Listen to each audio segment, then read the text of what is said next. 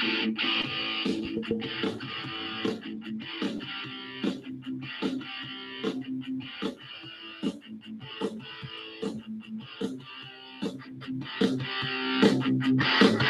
everybody. I'm Mike. This is a bunch of Guns and Gear Reviews, and you are listening to The Right of the People, where we use the first to defend the second every Friday night at 7 p.m. Eastern. So uncover your keyboards and fire up your fingers. Time to join the conversation.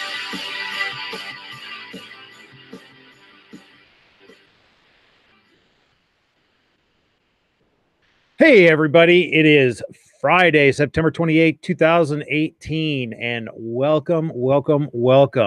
I'm glad that you guys have decided to spend your time with me and my guests here on the panel. As always, it humbles and amazes me that you have any interest at all whatsoever in listening to me blather on about what pisses me off generally. It amazes us too. So I just want to say hello to everybody out there in the chat. Let's see. Patriot was the first in. Well, him and that blank guy. They were here first. Then we got Calaveras 32 Special, the Tactical Pickle himself. Mad Sexy's out there. Walter Miner. Glad to see you guys there. Here on the chat tonight in the panel. John Brown Productions in as well. Mateo 674, Andrew Faulkner. Welcome. On the panel tonight, we have the Kingpin himself, David Bowling. How you doing, sir? I'm doing well. Thanks for having me tonight. Could you hear me? Oh, no problem, man. Thanks for coming by. We got the one, the only, the Big Gun Tube, Night Strike. How you doing, sir?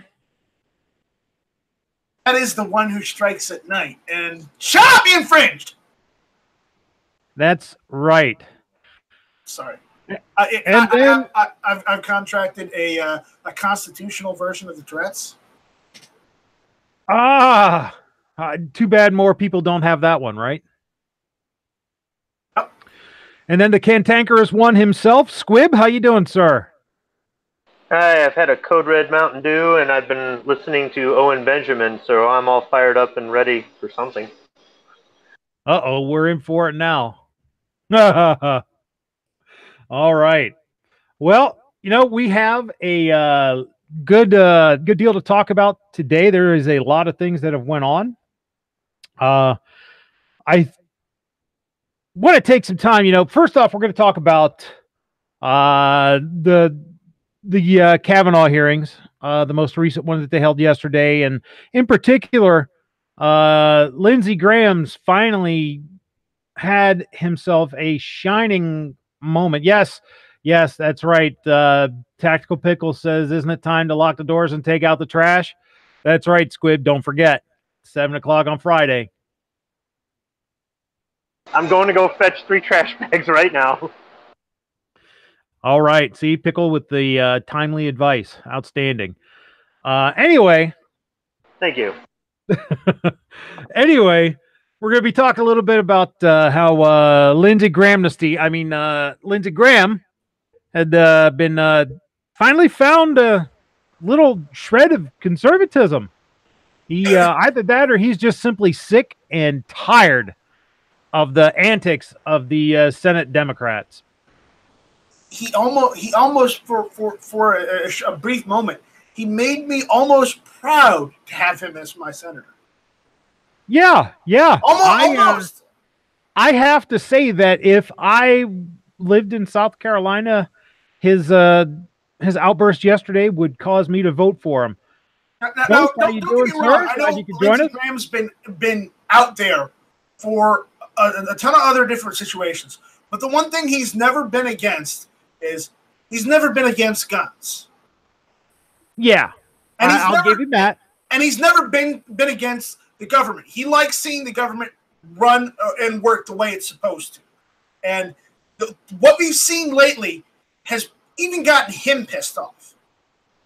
So I'm glad to see that he actually still has a pair of balls that are working. Yeah, it is. Well, it was magnificent. Let's get into it. Graham to Dems. You want power? God, I hope you never get it. During Supreme Court nominee Judge Brett Kavanaugh's hearing before the Senate Judiciary Committee on Thursday, Senator Lindsey Graham, Republican, South Carolina, sharply criticized Democrats for their handling of Dr. Christine Blasey Ford's allegations, telling them, "Boy, you all want power. God, I hope you never get it. I hope the American people can see through this sham, that you knew about it and you held it. You had no intention of protecting Dr. Ford." He also warned Republicans, if you vote no, you're legitimizing the most despicable thing I've seen in my time in politics. Graham said, if you wanted an FBI investigation, you could have come to us.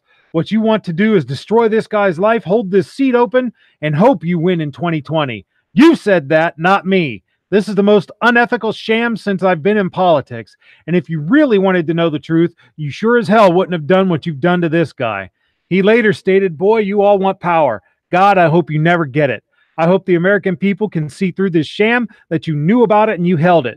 You had no intention of protecting Dr. Ford. None. She's as much of a victim as you are, referring to Kavanaugh. God, I hate to say it, because these have been my friends. But let me tell you, when it comes to this, you're looking for a fair process? You came to the wrong town at the wrong time, my friend. Graham concluded, this is going to destroy the ability of good people to come forward because of this crap. To my Republican colleagues, if you vote no, you're legitimizing the most despicable thing I've seen in my time in politics. But, you know, let's not take my word for it. Let's go ahead and listen to the man himself.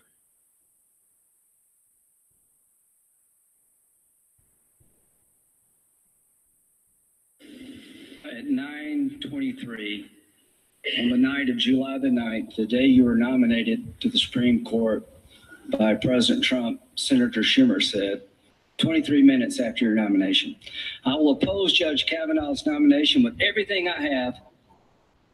I have a bipartisan, and I hope a bipartisan majority will do the same. The stakes are simply too high for anything less. Well, if you weren't aware of it, you are now. Did you meet with Senator Dianne Feinstein on August 20th? I did meet with Senator Feinstein. Did you know that her staff had already recommended a lawyer to Dr. Ford? I did not know that. Did you know that her and her staff had this allegations for over 20 days? I did not know that at the time.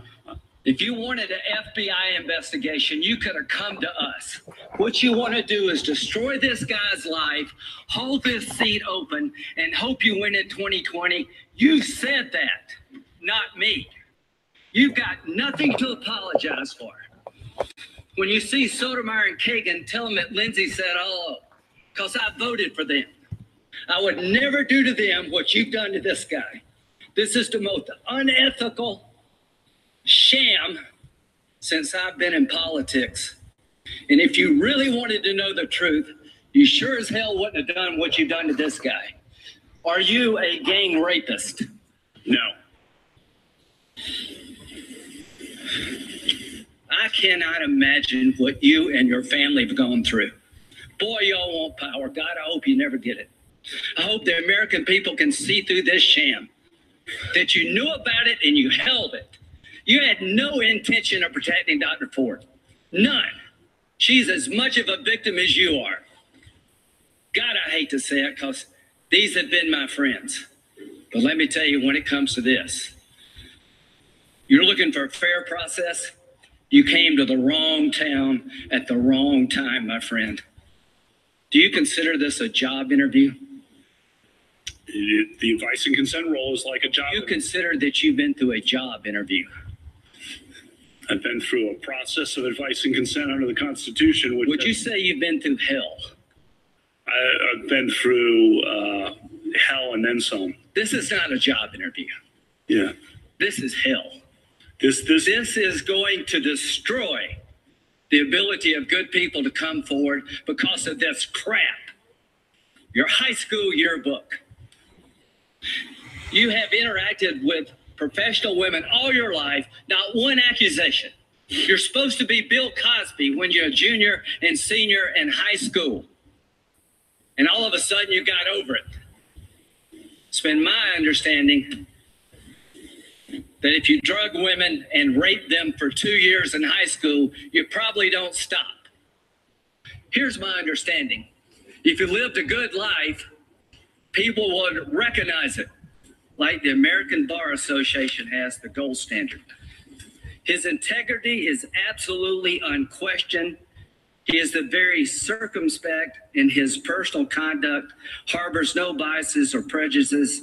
He's entirely ethical, is a really decent person. He is warm, friendly, unassuming. He's the nicest person. The ABA. One thing I can tell you, you should be proud of. Ashley, you should be proud of this. That you raised a daughter who had the good character to pray for Dr. Ford. To my Republican colleagues, if you vote no, you're legitimizing the most despicable thing I have seen in my time in politics. You want this seat? I hope you never get it. I hope you're on the Supreme Court. That's exactly where you should be. And I hope that the American people will see through this charade. And I wish you well. And I intend to vote for you, and I hope everybody who's fair-minded will. I think that was just On the night of magnificent. The day you were nominated to the Supreme Court by I really do. Trump, Senator I think Schumer that 23 minutes after your nomination. all right, well, come on, shut up. I think that was magnificent. I think that Graham hit the nail right on the head. You know, all of this entire proceedings was nothing more than an attempt to grab power by the Democrats. It's an attempt to weaken power for the conservative side. You know, they are terrified of having a conservative majority Supreme Court because they know that their agenda dies for at least the next generation if conservatives continue to be the majority on the Supremes. And that's what this is all about. And I believe they're going to stop at nothing. Schumer said it. He's going to fight this nomination with absolutely everything he has.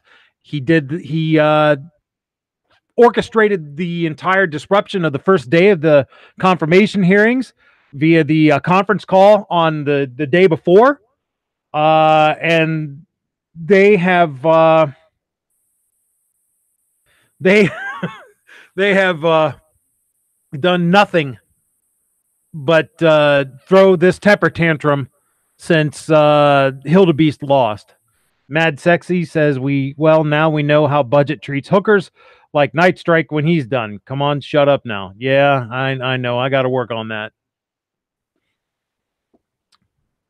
So, whoa. What does this have to do with hookers? I have no... Well, you know... I don't associate with hookers. Well, that's what he's saying. You don't associate with them. When you're done, you just say, shut up now and move on. But aside from the hookers, what do you guys think about this? Was Graham's diatribe spot on, or was he just a Republican showing off for his base? I got to think that it's a little bit of both. I'm really proud of what he said. I thought everything that he said was accurate and correct. I like the passion that he had. What I didn't like is Lindsey Graham from today. Lindsey Graham from today decided that after Jeff Flake pulled his little stunt, that he would talk about how honorable of a man Jeff Flake was and how fair-minded Jeff Flake was. So, in my opinion, the speech from yesterday was wiped out by his comments today. Lindsey Graham is a part of the swamp, if you ask me. He's just another career politician who couldn't care less about me, you, or anybody listening to this show. Night Strike, you are one of his constituents. What do you think? I agree with Dave. He was a little bit. He lost some of those balls today again, unfortunately. I mean, he grew a pair yesterday, and then it's like, that was like a Honey, I Shrunk the Kids moment that they've shrunk again. So I don't know. I don't like what Flake did, and I really hope that what Flake did gets him out of office. Well, let's talk about what Flake did. Jeff Flake is not running for re-election. He quit already, so he's got nothing to lose at all. Which makes it even worse that we can't hold him accountable for this. For those who don't know what we're talking about, today at the committee vote for passing Kavanaugh's nomination to the Senate floor for a floor vote, Jeff Flake came out of a closed-door meeting with the Democrats saying that he would vote to pass this nomination to the floor for a floor vote if and only if, well, let me backtrack. He said he would pass it to the floor vote, but he said he would not vote for Kavanaugh's nomination on the floor unless there was a delay for another FBI investigation into the allegations against Kavanaugh, like the Democrats have been wanting. Limited in scope and time frame, so to take less than a week. So apparently the Republican leadership showed a depressing lack of fortitude and agreed to this. But really they had no choice because every Republican pretty much has to vote this way in order to ensure passage of his confirmation of his nomination. So they kind of had to give in to Flake on this. There are a couple other Republican senators who wanted the investigation to go forward as well. So it's going to happen. They're going to delay another day, not another day, but another week at the most to do this. And Donald Trump apparently has agreed because he has directed the FBI to conduct another investigation limited in scope and duration.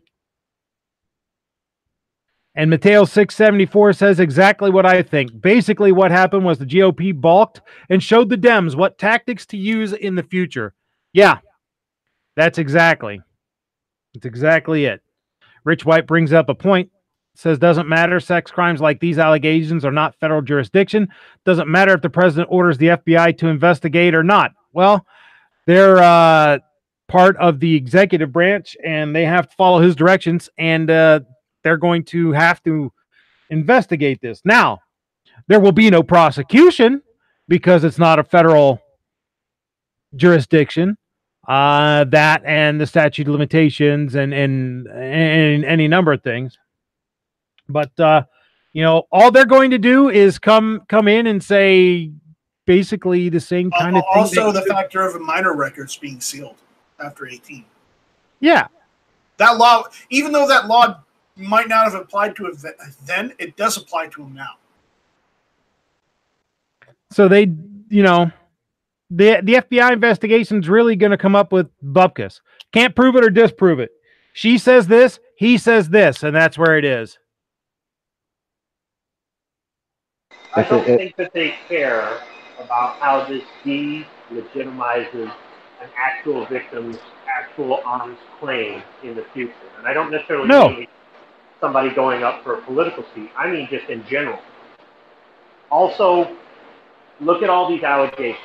These are all women that were with him at parties where there was alcohol. And everybody's saying that everybody was drinking. So first off, let's look at it like this. So you're saying that girl, when she was 15 and he was 17, she was drinking at the party, he was drinking at the party, and they were both underage? Well, let's look at that first. There's some laws being broken by more than one. That aside, let's really look at the root cause. Because if somebody can go into a shopping mall or a school or a softball practice and shoot up the event with an AR-15, and everybody's going out there saying we need to ban these AR-15s because this is the cause. It's not the shooter. It's not our society. It's not any of this. We need to ban this. And let's really look at this. What is the root thing at all of these parties that these women are talking about. It's alcohol. So by the left's own sense of logic, what we need to do is ban all women from being in the presence of alcohol or even consuming alcohol, because we have to blame the tool. We can't blame the person. And for those of you who think I'm trying to be serious, I'm not. But I'm using their own logic against them. Do you see how ridiculous this is? Now, if you're not careful, the nice young men with the coat that buttons in the back are going to have to come for you, because you're expecting consistency from these people. No, why did these girls That's go to crazy. These, why do these girls go to these parties to meet boys? Why is there alcohol at these parties? Because these are kids and they're having a good time and they're experimenting. They want to feel adult on it, whatever. Even past that, even in your 20s when you're legally able. What? So maybe what we need to do is just get rid of alcohol, or just keep women away from it, because it's just too dangerous for them. You want to watch and see how many women fly out of nowhere going, oh, you are not, no.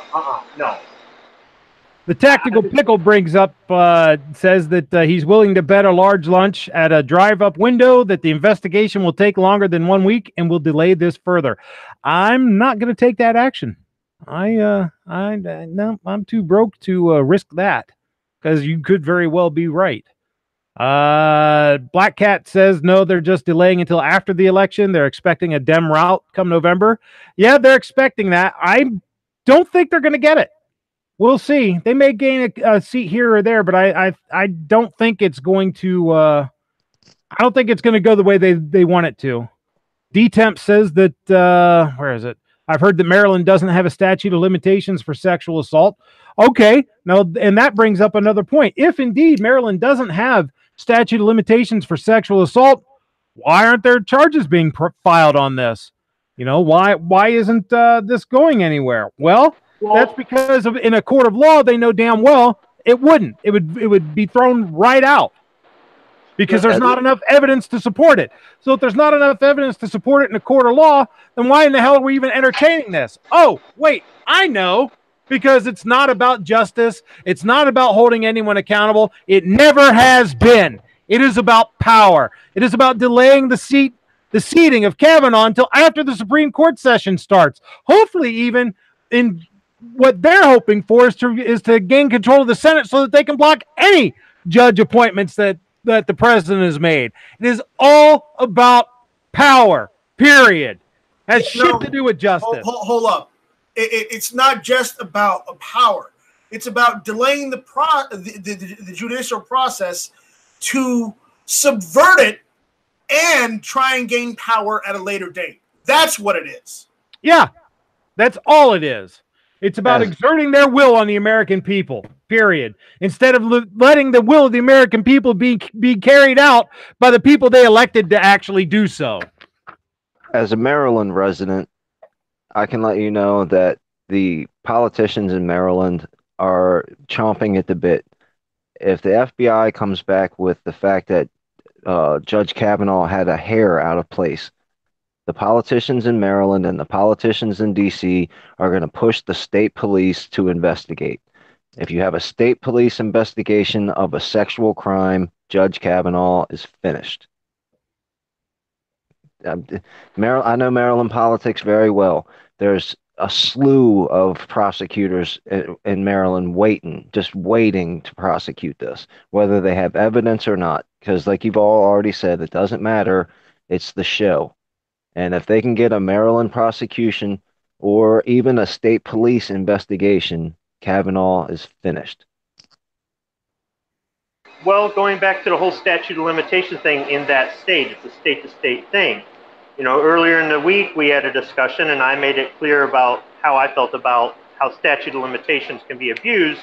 And Budget, you had a good point, and I've been thinking about it all week. It's actually been on my mind a lot. And for a child, they may not understand, or they may feel shame, and they may not report a crime. They may have been threatened by the person who perpetrated the crime, and until they get to if they've got a 30-year statute of limitation or longer, and they get into their adult years and they start having children of their own, and they start realizing that they shouldn't be ashamed, or they should be brave, or they understand right from wrong at this point, then that's where the statute of limitations is beneficial, and I think it's absolutely just.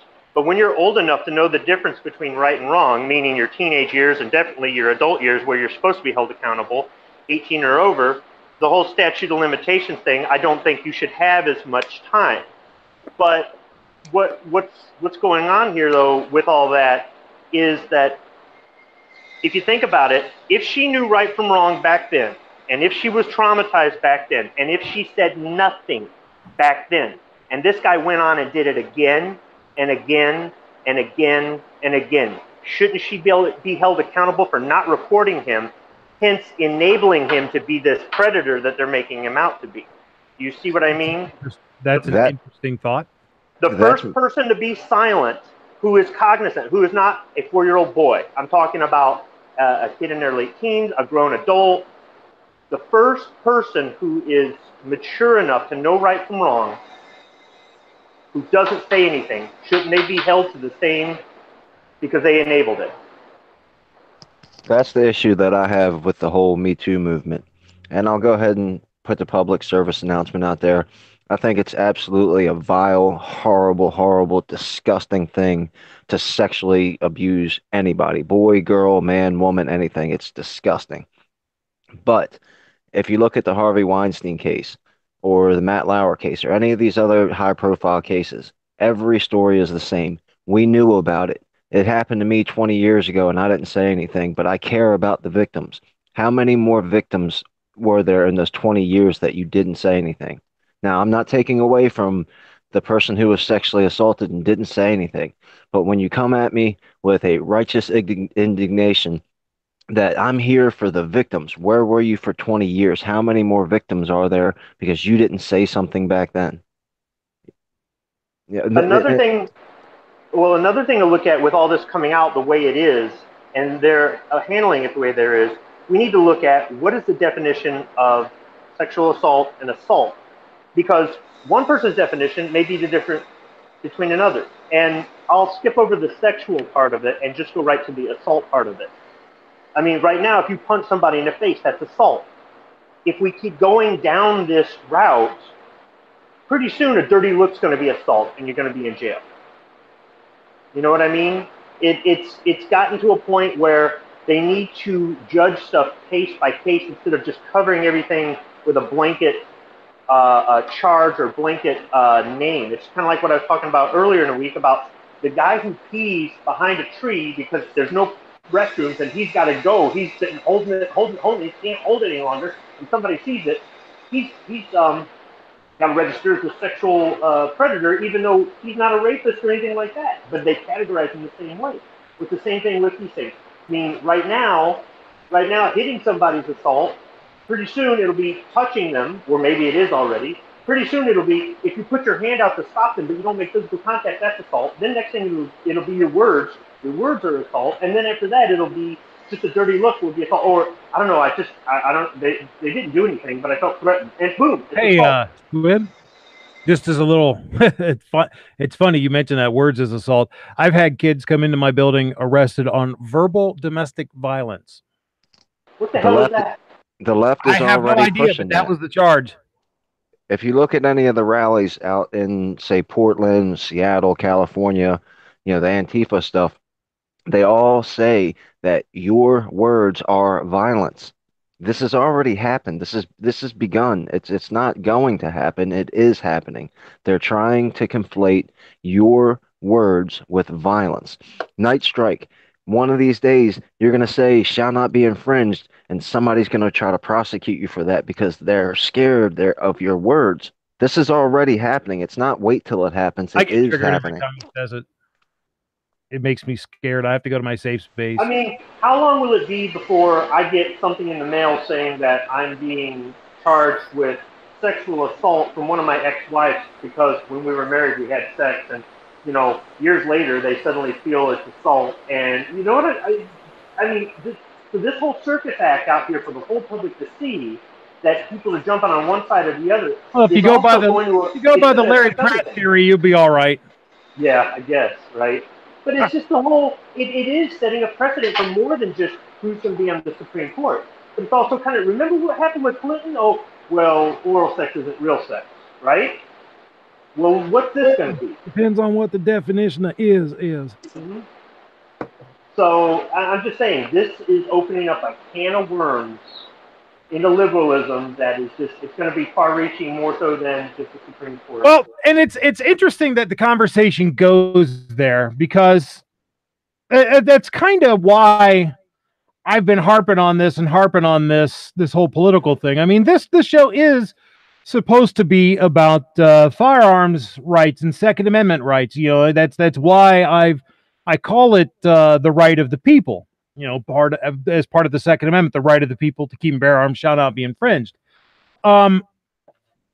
So I kind of want to tie this together with our gun rights, and that's exactly why, because, you know, the same tactics that they're using for this political stuff, you know, that's not necessarily directly firearms related, will be used on things that are firearms related. There was a piece from September 26th on Breitbart by Mark Walters, who, if you don't know who he is the host of Armed American Radio. It's actually the third-rated talk show in the country after Rush and Hannity. It is a Second Amendment-related talk show. It is on 5 days, well, actually 6 days a week. He does a 1 hour weekday show and a 3 hour Sunday show. You can catch it, and no, I'm not getting paid to make the commercial, unfortunately, but you can catch it on different radio stations. You can get it at the USCCA website. You can get it on most podcasting stuff. I listen to it on Stitcher. Anyway, that's who Mark Walters is, and he wrote a piece that says Democrats, guns, and the truth. As America watches the Democratic Party's machines attempt to destroy Judge Brett Kavanaugh's reputation, the tactics employed by the left are on full display. Those tactics have included withholding information from the committee chair and the American people, subverting the hearing process with frequent outbursts from themselves and outside protest groups, smearing the nominee with falsified quotes, and other disruptions of the committee hearing process.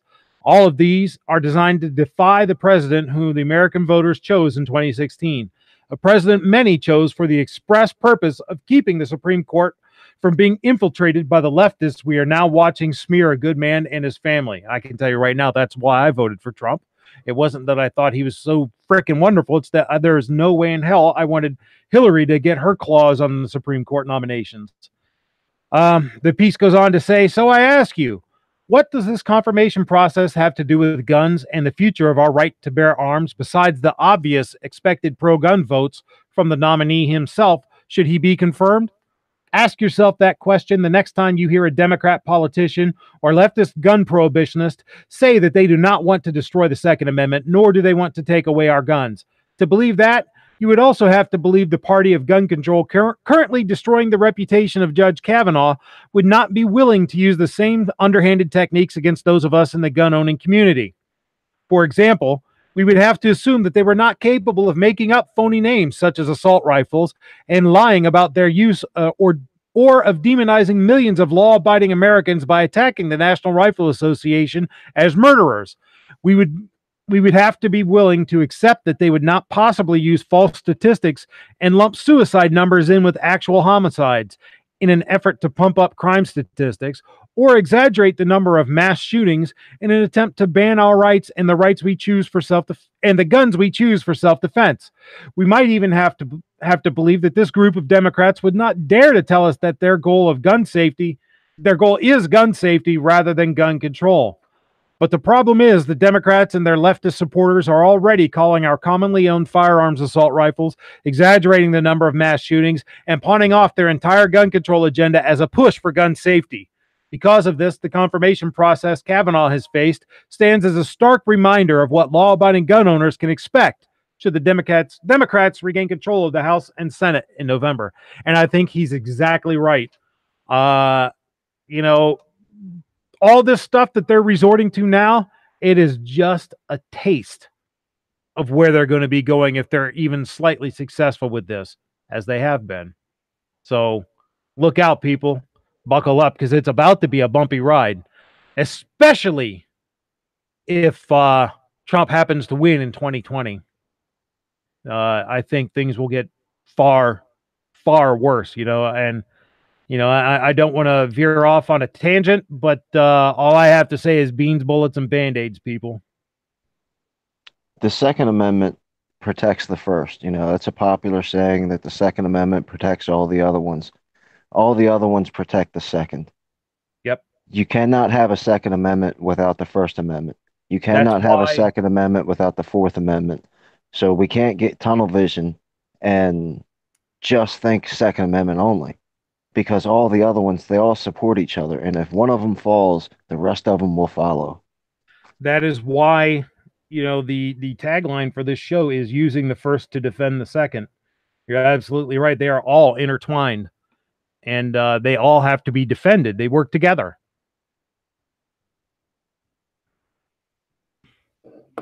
D-Temps says, assume that the Dems lose seats this November. How will they act then? It's going to get bad. It's going to get horrible bad. I think that, like I said, beans, bullets, and Band-Aids, you need to stock up on all three. Because I suspect that civil unrest is in the very near future. Well, I'm sorry. Civil unrest worse than what we've already had out of the left. But I could be wrong. I hope I'm wrong.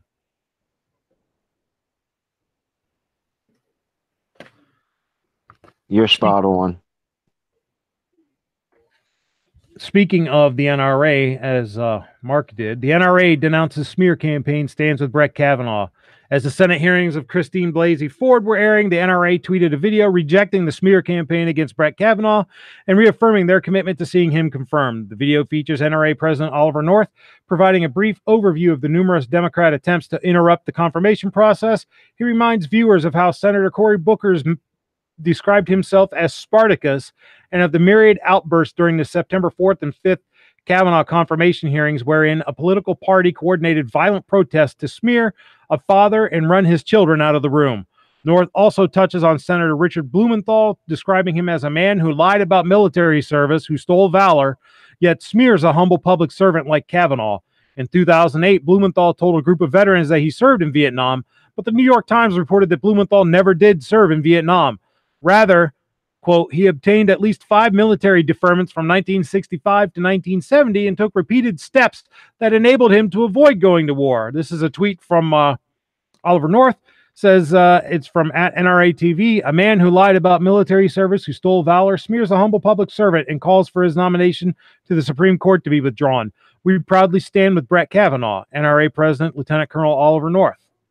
North then turns to Senator Dianne Feinstein's attempts to smear Kavanaugh, reminding viewers that Feinstein wants to confiscate your firearms. He highlights her willingness to bring forth an unsubstantiated allegation in hopes of derailing Kavanaugh because he believes in our Second Amendment. In the end, North says, we the people denounce the character assassination, the hypocrisy, the lies, and we proudly stand with Brett Kavanaugh.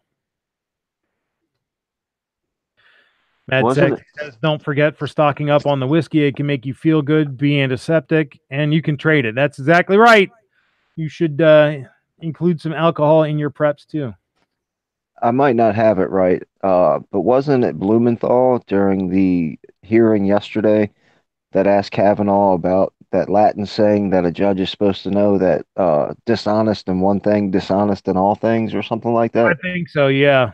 Yeah, that's pretty rich that, a guy that lies about being in Vietnam dares to look at a man of the caliber of Brett Kavanaugh and say, if you lied in one thing, you lied in all things.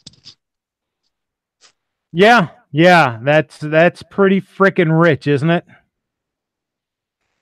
And no, Rich Wright, I'm not talking about you. You're good.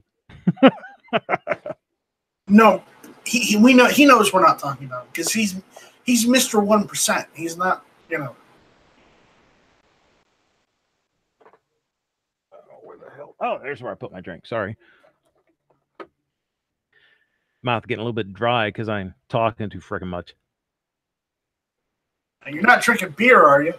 No, sir. No, sir. I don't go. I don't. You're not. I don't drink and You're not broadcast. pulling a Blasey Ford, are you? No. I like to be able to remember what I've said. I have a hard enough time keeping myself at somewhere near PG-13 when I'm sober, man. If I were, holy crap, if I were drinking, I can't imagine how rough this would be. Woo! Man. Squib, where you live? You're in Michigan, right? Yes. Thought so. Well, this maybe you might have some insight on this one. Oh, I do. Michigan official require mental health checks for bullet purchases. A Wayne County commissioner wants law-abiding citizens to submit to a mental health check before being allowed to purchase bullets. On September 18, 2018, Breitbart News reported that Detroit area commissioner Reggie Davis wants to ban bullet sales by anyone except police. Breitbart News also reported that he wants to add a tax to police sales, thereby raising the prices citizens pay for their ammunition. The Hill reports that Davis wants individuals to undergo a mental fitness check by a local police department before making ammunition purchases. Davis told the Detroit Free Press that the push is in lieu of more restrictions on firearms. He said, "It's not the gun that's doing the killing, it's the bullets. We have no laws that restrict the purchasing of ammunition for the majority of handguns." Davis admitted the odds are slim that he can secure a mental health check for ammunition controls, saying, "We're up against some state and federal laws. Even if it takes me going to lobby in D.C., and I expect it will, we need to make these changes." You know, it's pretty freaking sad when someone's taking public policy advice from Chris Rock.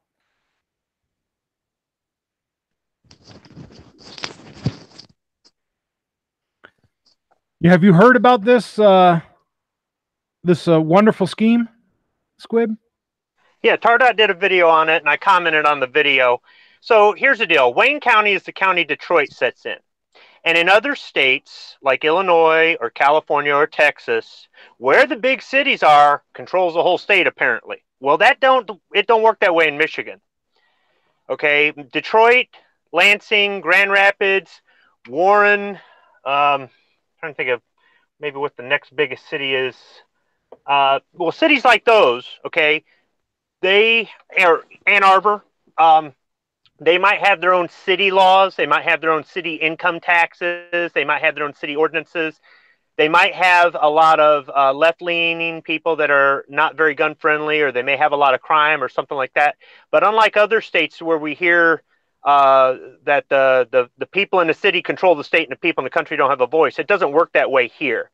I shouldn't say almost every single time they've proposed an assault weapons ban in this state, it's never made it onto the floor. It gets shot down because these politicians here know they will not get reelected if they try to do that statewide. Also, somebody posted in the comments on Tardot's video on it, the Michigan law that says that they can't even do this in Wayne County. They're posturing to get votes or to look like they're doing something. Regardless of whether or not they even try to get it through or find some legal way to get it through or whatever, it doesn't matter. The people in Detroit don't go down to the gun store in Detroit and buy a gun and ammunition. There are no gun stores in Detroit that I'm even aware of. All the guns that the thugs are using are stolen. The ammunition they have is the ammunition they get with the gun. They don't go down to Walmart and buy 50 rounds of 9mm. If there's some bullets in their clip, and I think you guys get where I'm going with the improper use of the terminology. If there's some bullets in the clip, that's all they need because it's disposable anyhow. But there are other cities in Wayne County. The Detroit Metro Airport's there. There are factories there. There's a lot of industry there. I mean, I would work in Wayne County if the job paid enough. But overall, there's so many expressways that come out of Detroit. It's almost like a hub with spokes coming off of it, that it's nothing if you live anywhere in Wayne County to jump on the expressway and a short time later you're in the neighboring county and you can go buy ammunition. So all this would do, if they actually did it, was for the gun stores that are in the suburbs of Wayne County, it would hurt their revenue. It hurt their sales. It hurt tax money generated by the county, and it would profit the neighboring counties. So let them go ahead and do whatever they want.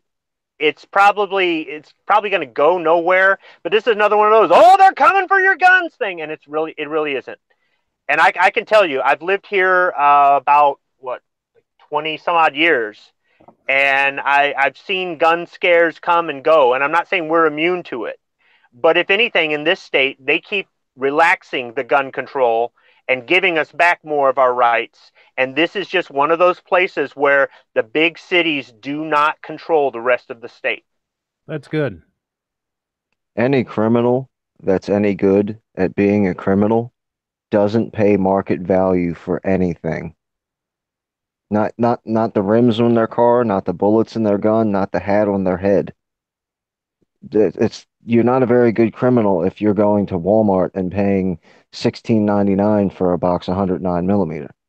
When the guy at the party house has got 1,000 rounds that he'll give you for $20 or free. But that's just it. The criminals don't have 1,000 rounds of 9mm. They literally have what is in the gun that was stolen. If there was a box of ammo in the house next to the gun that was stolen, maybe they grabbed the box of ammo too, and they give them that with it. But I disagree with that, because you could come to Baltimore and you can see that there's plenty of ammunition out there. And these thugs in Baltimore are not going to Walmart and buying it, and they didn't steal 1,000 rounds from the person they stole their gun from. Most of these criminals are not stealing guns. When you need a gun that you're going to carry with you at all times, you're not stealing it from somebody's house. When you need to kill somebody tonight, you steal a gun from somebody's house. What the criminal does is he buys it from the guy who there are guys that go and steal stuff. They sell it for drug money. Sure. The guys that are doing the drive-by shootings are buying those guns.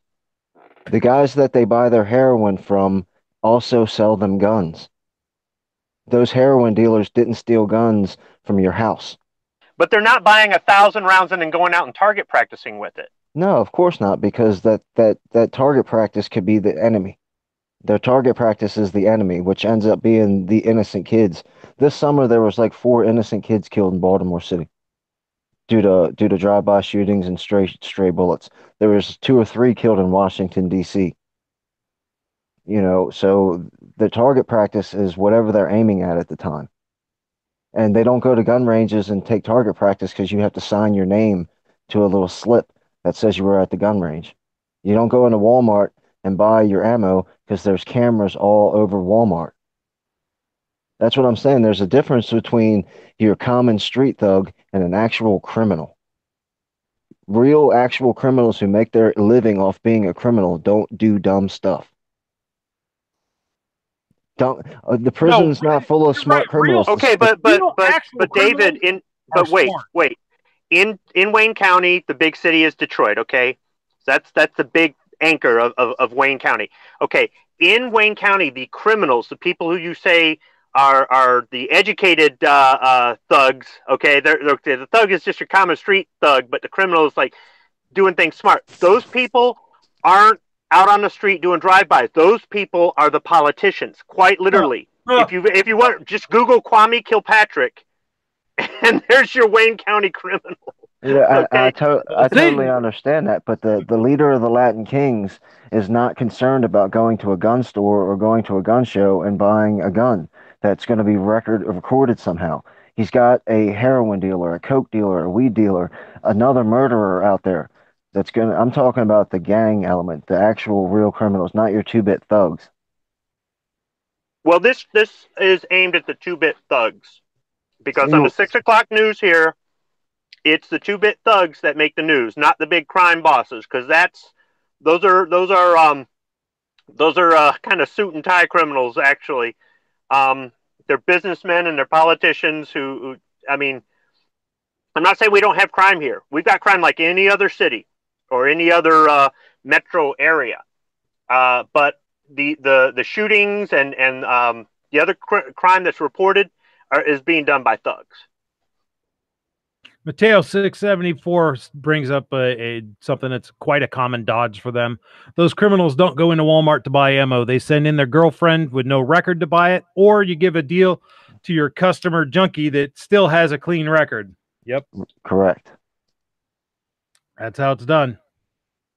then they pass that on to the actual criminal types. Well, not necessarily actual, the professional criminal types. Maybe in some areas, but around here, I shouldn't say around here. In Detroit, I'm just telling you, they're not buying ammo. They're not stockpiling ammo. They're not going to the store to get ammo. They're not. It's just not. What this is going to do is nothing. For the law-abiding citizen, it's literally a 20-minute drive across the border to another county. And honestly, the other counties that surround Wayne County have more gun stores. And there aren't any gun shows in Wayne County. Well, I shouldn't say that. No, there are probably some in Taylor. Well, I don't know. They closed down that place. Man, I don't know if there's even any gun shows in Wayne County anymore, because the two places I knew that they used to have them on a regular basis are closed down. So wow. I haven't bought ammunition in Wayne County since, oh my goodness, it's been a while. That sucks. So, yeah, but well, no, not really. The metro area of Detroit, people see Detroit and they go, oh, it's just that city with, less than 1 million people now. No, the suburbs, 4 or 5 counties that surround Wayne County are much bigger than Detroit itself. And it's a very pro-gun area. It's not to say there aren't lefties here and all that stuff, but no, it's just like when people are talking about all these guns that you could find at Wanamaker, you can't find anywhere else. And I'm like, there's a gun show that they do 4 times a year, a mile from my work, that has all those guns. What are you talking about? So unless you've lived here, I'm not saying we're a paradise. Believe me, I'd love to get rid of this damn snow, and it ain't perfect here. But there's plenty of jobs and plenty of guns, and if you can deal with the cost of living, hey, that's fine. And as far as going down to Detroit, most of the people that go down to Detroit from the suburbs go down there for sporting events and concerts and things like that. That's all downtown, and it's not dangerous downtown. It's when you start going into the neighborhoods where half the streets or half the houses on the street are burned down, none of the lights work, and there's garbage all over the place. Detroit. What's that? Don't they have like bears and stuff in Detroit? No, like they don't go any bears wandering around. No, they don't go any further south than Clarkston, which is about 45 minutes north of Detroit. But it's just the whole. There are a lot of empty lots now from all the houses that have been burned down and stuff that have started to grow over. But if you stay out of the neighborhoods, if you're just going down there to go to a concert or go to a Tigers game or something, you're fine. It's not. It's otherwise, though, I mean, if you want to live in Detroit or work in Detroit, you have to pay an extra income tax. I ain't doing that. And there's a lot of one-way streets, and it's just, and you have to pay to park everywhere. And I mean, those are the things that keep me out of Detroit. Well, I think it's all the fault of Omni Consumer Products and their bid to build their new residence complex in Detroit. You know what I thought about was funny in that movie was all the criminals in the movie, except one, were white. And I ain't trying to be racist, nothing like that, but there ain't no white people in Detroit.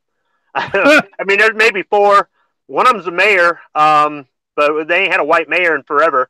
But it just, you take the comment the way you want, but I don't mean it the way you think. There literally isn't. So when they filmed that movie, it's like, this isn't even ethnically accurate. It's just the city has a lot of potential, but until it gets back on the right track, and these politicians in Wayne County are all a bunch of thugs. Not saying that there aren't thugs all over the place in politics. The reason they've got the mayor they've got right now is they finally got sick of getting one criminal after another. And the guy that's running Detroit right now he's a businessman who's turned around a bunch of big failing businesses and made them profitable. So that's his little hook is he's going to revitalize Detroit because he has connections and he knows how to turn around a failing business. So we'll see what happens. But as far as the politicians within Wayne County, the sheriff of Wayne County is the former Detroit police chief, and he's always been pro-gun. So I don't know how he can get behind this, but who knows?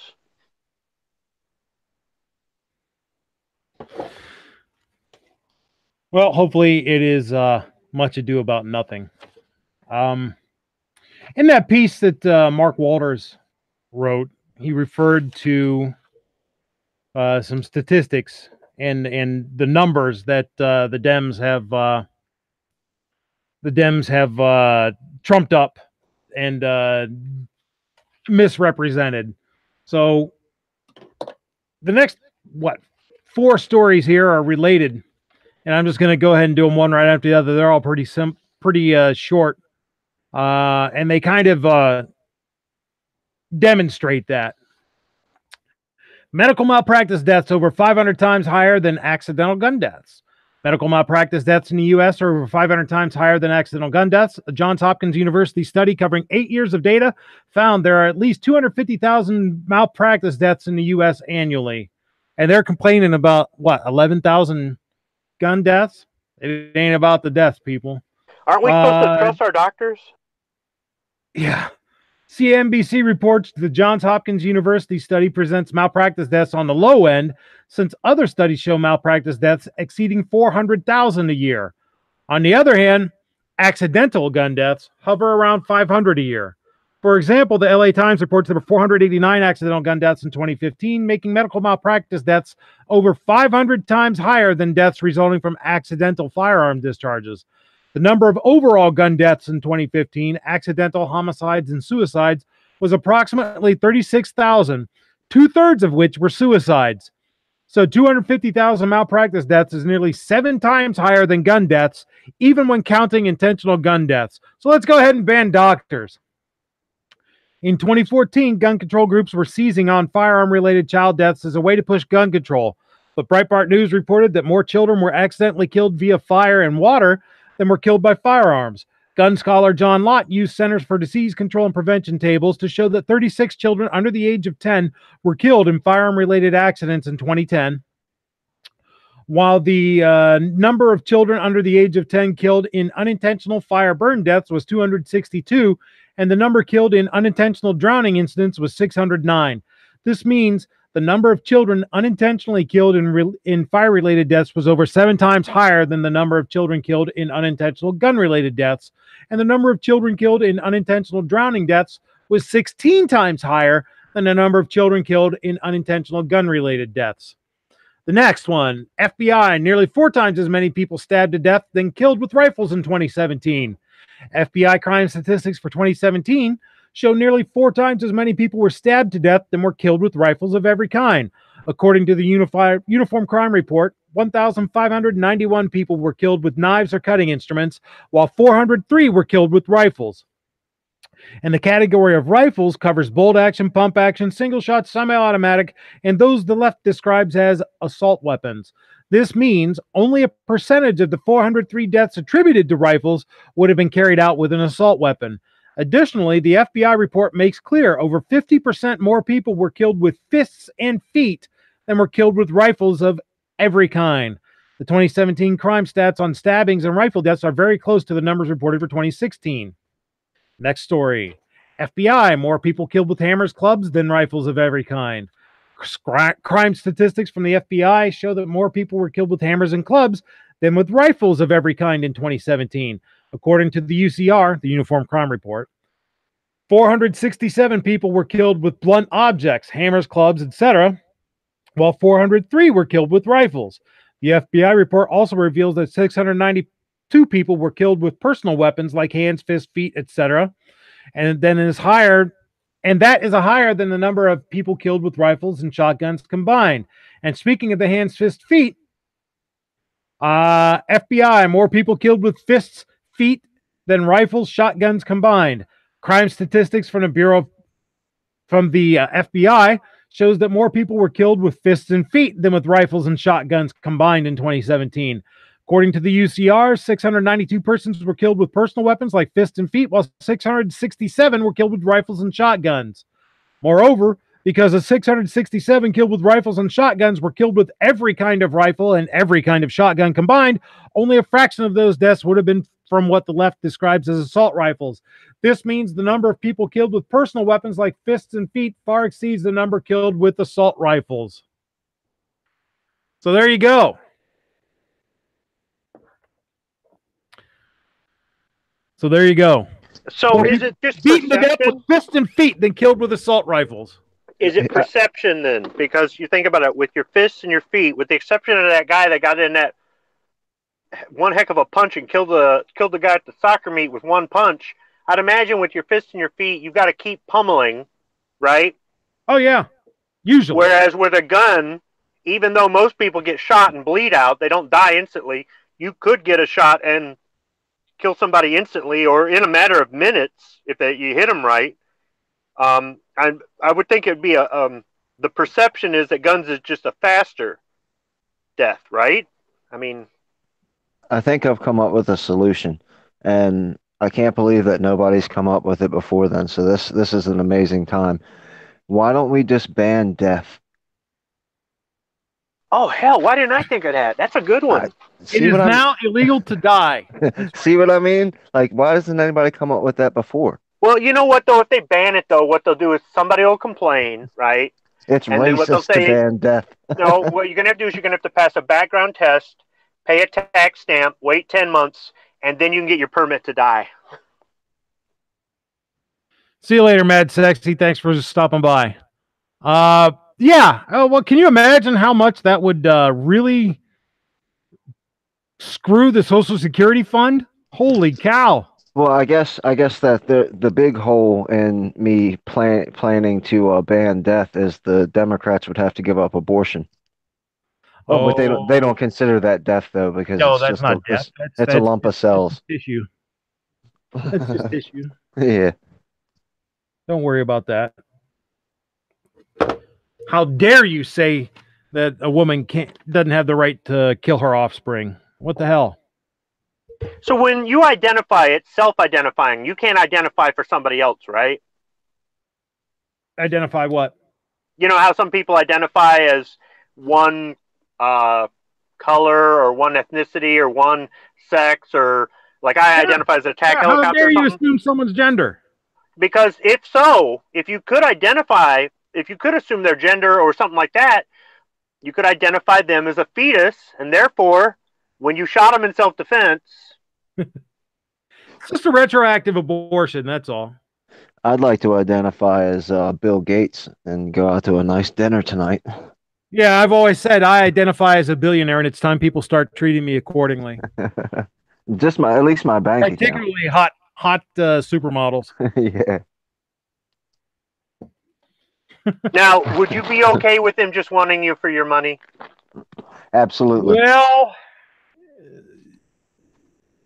they'd be in for a unpleasant surprise on that one. You mean when everybody woke up from the hallucination? Yeah. But then again, maybe they're just identifying as a supermodel, and I'll be and you're identifying as a billionaire. So what the world has come into is really just legalized role playing, I guess, right? That's it. That's it. Role playing is now the official. Role playing is now the official determination of who you are. So LARPers are finally going to get the respect they deserve. Oh, this is starting to make progressivism sound all right. Yeah, no kidding. Yeah. This is really taking a weird turn here. Oh yeah, we are off the rails for sure. Somebody call, I don't know who you would call. We're off the rails. And on that one, I'm going to go ahead and get to what Roll Call would no doubt say is the favorite part of the show, the self-defense shoutouts.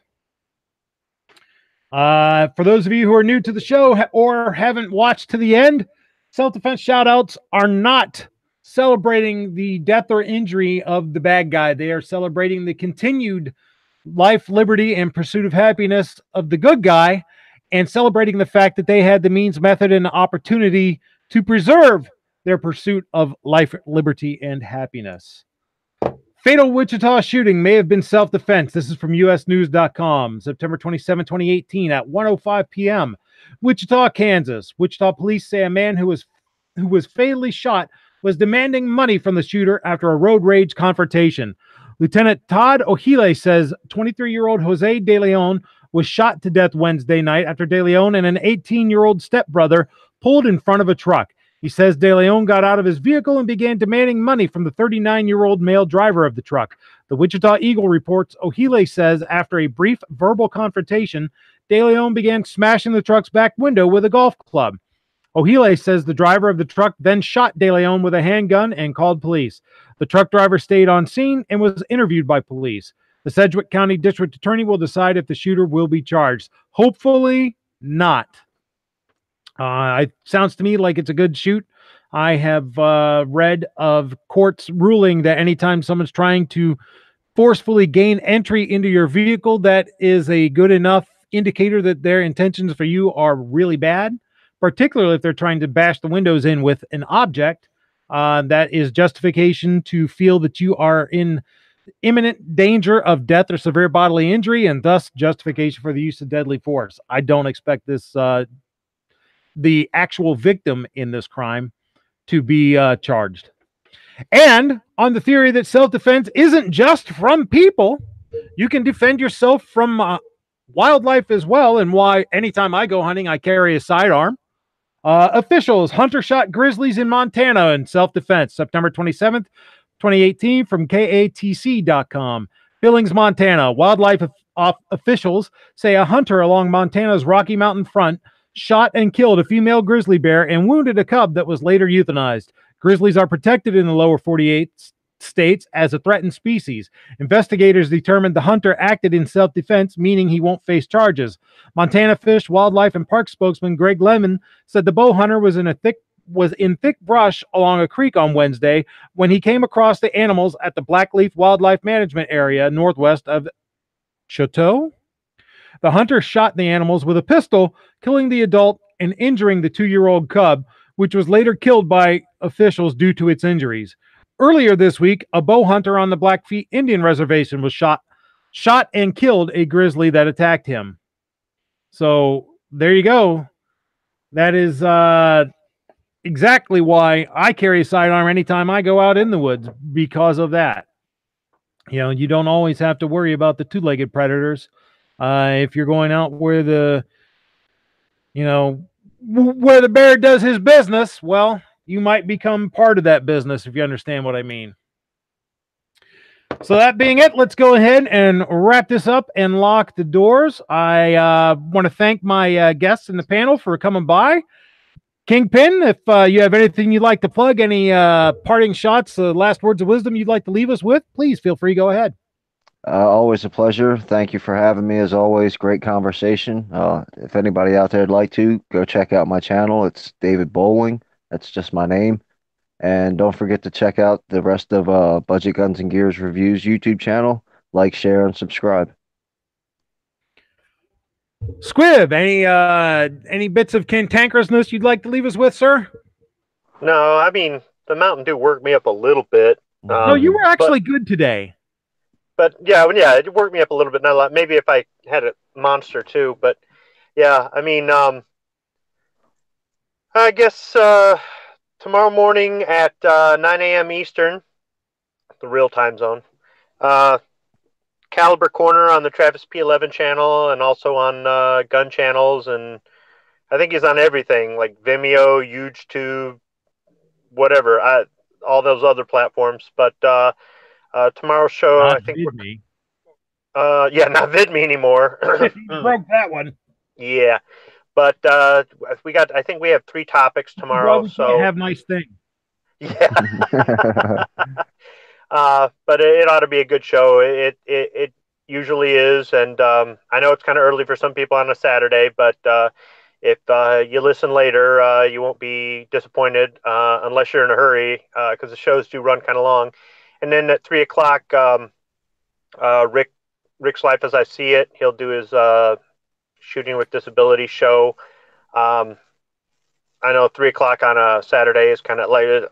I rarely jump in there because it's just it's weekend time. It's kind of hard to get stuff on the weekend, but those are the 2 that I know about tomorrow. So. And I would just like to say thanks to everybody who stopped by. Thank you to my guests. I appreciate you coming in, spending time with me. I appreciate everybody out in the chat coming, spending time listening to us talk and being part of the conversation themselves. Although I do wish to issue a caution. People, I I try not to really interfere with anything that you guys are doing out there in the chat, that you're saying out there in the chat, because we are all presumed to be adults here. Although there are children that come in from time to time, so you guys do need to keep that in mind in your relations with each other out there. You know, in the interest of trying to keep things at least at a PG-13 level, be respectful of each other. Don't engage in personal attacks and tomfoolery of that nature. So let's be kind to each other, guys.